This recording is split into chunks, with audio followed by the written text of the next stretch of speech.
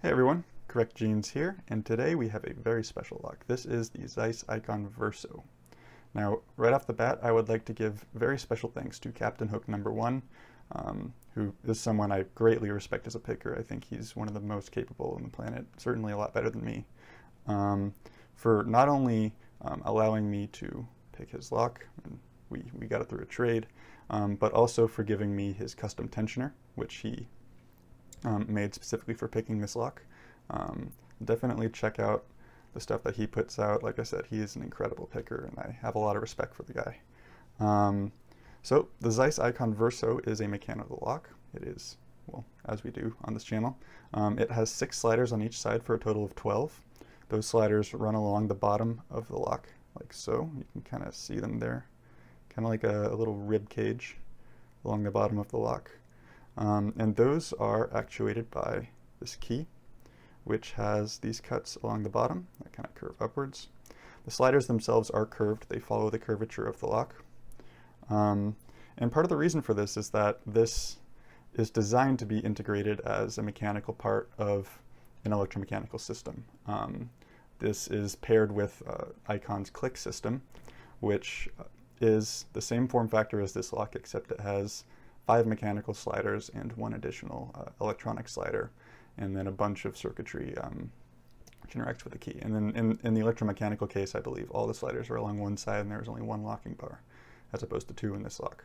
I might try to put up some info on the screen if I can figure out how to do that.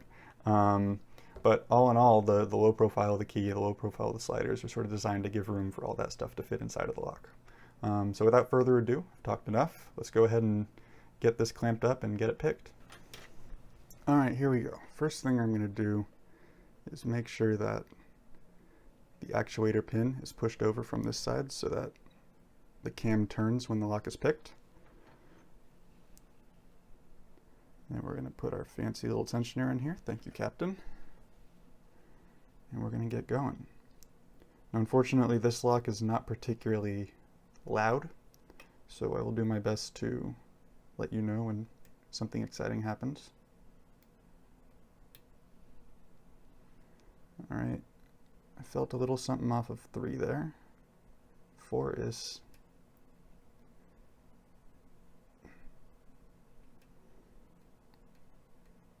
okay, springy there off 4. Now he's still stiff. I'm gonna let go of tension a little bit. My hand's in the way, sorry. All right, we're on 1. Okay, got some resistance on 1. He seems to be up there now. Make sure the tensioner's in.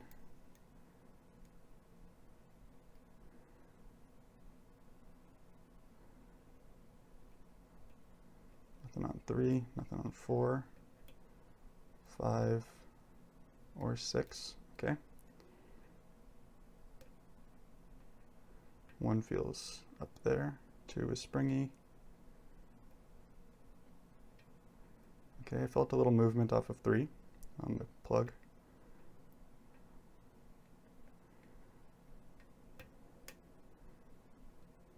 Four.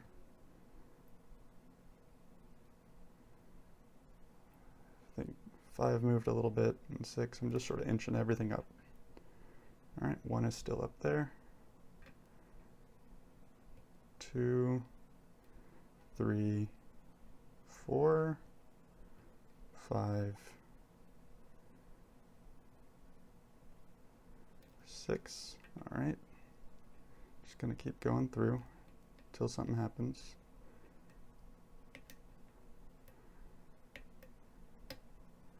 Okay.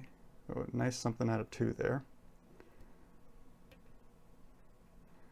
3, something out of 4.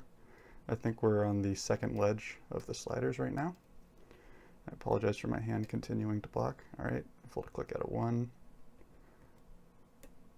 Another out of 2. 3, 4, 5, 6. All right, this side should be picked imminently. 1, 2,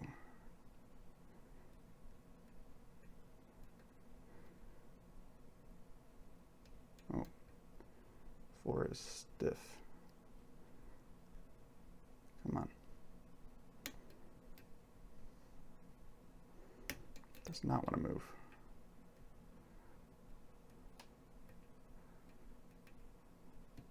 There we go. All right. And we've dropped into a false set, and so we're going to go ahead and start on the left side. 1 is springy. A little something out of 2. A little something out of 3. I felt a little something out of 4. 5 is springy. 6 is springy. 1, 2, 3, 4. Yeah, it's a little awkward to get 5. Come on. 5 is definitely binding. All right, I think I got him up a little bit. I don't know if it was all the way. 2, 3, 4. All right. I'm going to release tension a little bit to get 5 because I can't really get any leverage on him. And 6. 1, 2, 3. Oh, get up there. There we go.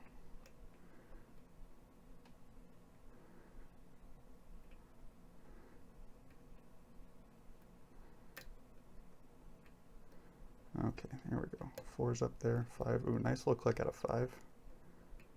2. Gonna release tension a little bit. Make these things easier to move. There we go. All right, the lock is picked with little fanfare. And you can see the actuator is moving. Excellent. So I'm going to go ahead and gut this, and that's going to be a really fun process to watch. Also a loud process. So you can see the lock is picked. Go ahead and lock it back up. Commence gutting. All right, so we're going to gut this side. And I'm going to get the lock positioned. Well, we'll do it this way and then turn it around. Tighten that boy up. And what we're going to do is we're going to knock out these pins right here with this punch. And this is going to be very loud. And I'm going to hold my hand here so that the pin doesn't go flying.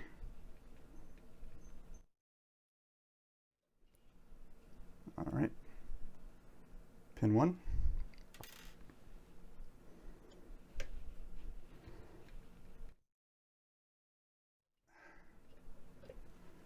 Pin 2.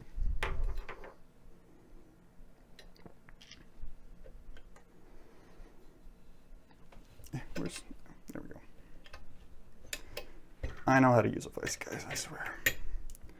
Okay, let's put this away. Keep everything somewhat organized. Get you all a better view down here. Alrighty, so let's go ahead and get this actuator off.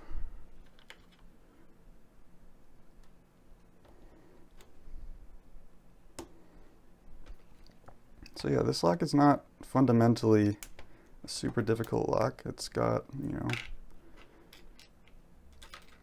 12 sliders, but there's no false gates or anything. They're just very annoying to manipulate and get feedback out of. All right, so now this pops right out because of pins being gone. And here we go. Bam, core's out. Here's the little faceplate cover, which pops right off. See right there. All right, and let's take a look at this core. So I'm not going to get this fully apart because there's a bunch of little clips on here. You can see there's a big clip big little plate right there. Plates all over this thing, and if I were to take those off, I have a feeling I would never be able to get this back together. But you can go ahead and take get a good look at how this lock works. So there's these curved sliders here. If you look in on them, you can see that like I said, there's not false gates, but there is these 2 levels. Right there, so you sort of click into a one false set, and then you get deep false set when you're in the actual true gate. The key operates by, you can see these little levers sticking in here, sort of like a rib cage going along the bottom of the lock. Where'd the key go? Here it is. Key goes in, and you can see the key actually is visible through the bottom of the lock, like this. And of course lines this up, and now the sidebar can recede, just like any sidebar lock. This is really a fantastic mechanism. It's very cool. I think the sort of reason that they made it this way is so there's a bunch more room up in the meat of this for the electromechanical form of this lock. Of course, all the sliders have this shared spring. The spring tension is pretty strong in this lock. And then, of course, high cuts on one end are going to make the spring more stiff for the other end. Evidenced by the fact that the key is hard to get out. This is really a gorgeous lock. It's like I feel like I'm dissecting an organic being by opening this lock up. Anyway, so that's all for the Zeiss Ikon Verso. Hope you enjoyed, and have a good one.